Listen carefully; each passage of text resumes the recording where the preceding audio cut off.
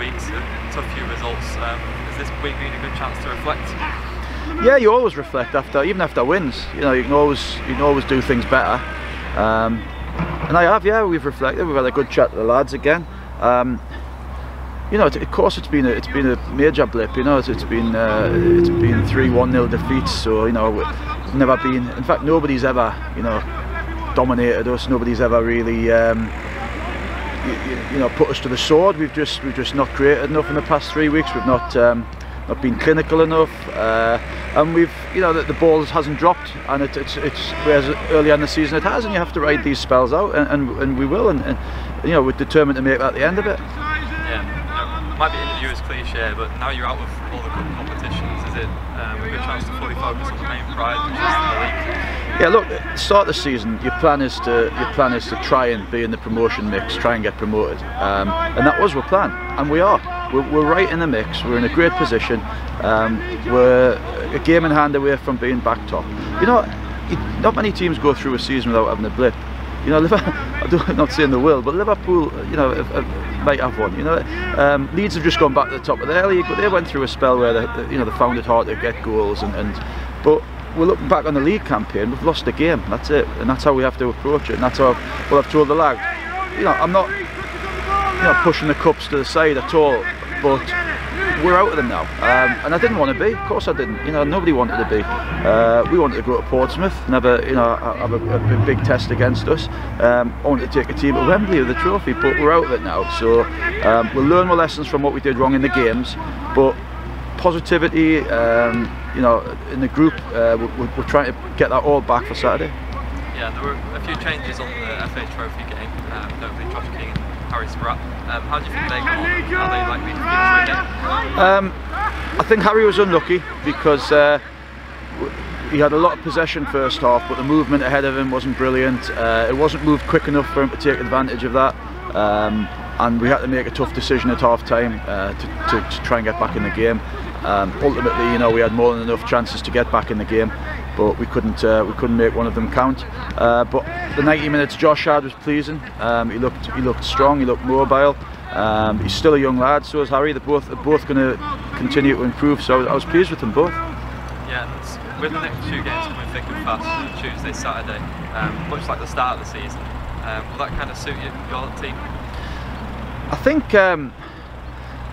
Yeah, I think this time of the year it's all about trying to get into the games as fresh as possible. It's also all about being as fit and as bright as possible for the games. So we've tried to taper training a little bit this week to make them as fresh as possible for Saturday.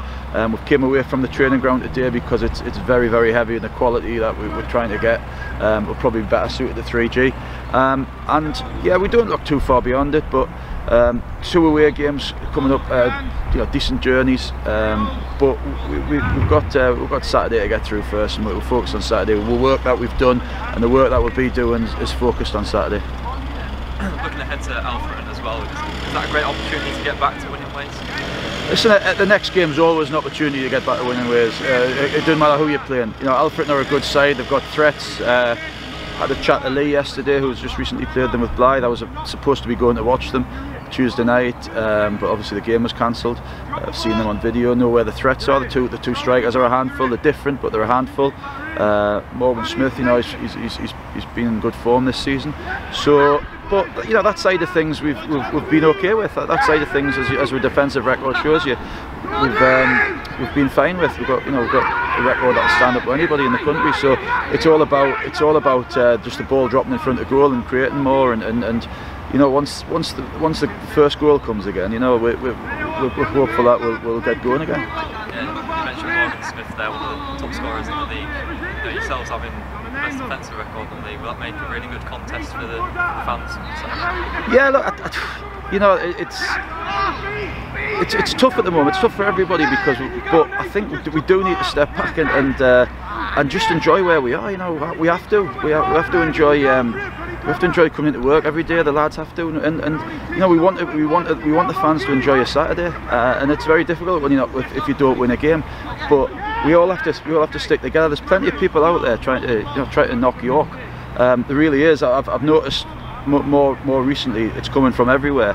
but it can't come from us. It can't. We have to be united. We have to be fans and players, staff, as a club united. And you know, if we succeed to where we want to be this season, we'll have done it as a group, you know, as a collective group of York City. So we have to stick together, and you know, as I say, Saturday is a great example of doing that. We have to be positive. We have to be positive over the 90-minute spell. You know, if things don't go well at the end of the game, and you know the result isn't what we want, then by all means let me know.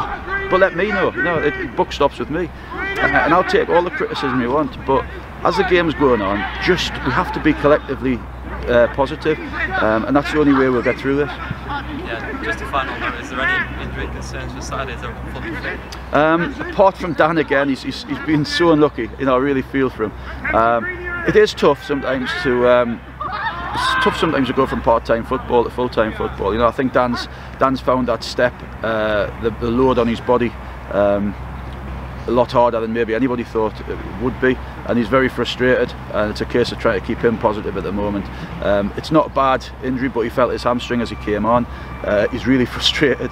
He said to me after the game, he said, "I'm used to fitting 5 boilers a week and then playing." He says, so he's not used to the daily training thing. But we got him for a reason. We took the chance on him for a reason, because he's a proven scorer at this level, and he'll come good, and we're sure of it. We're all behind him.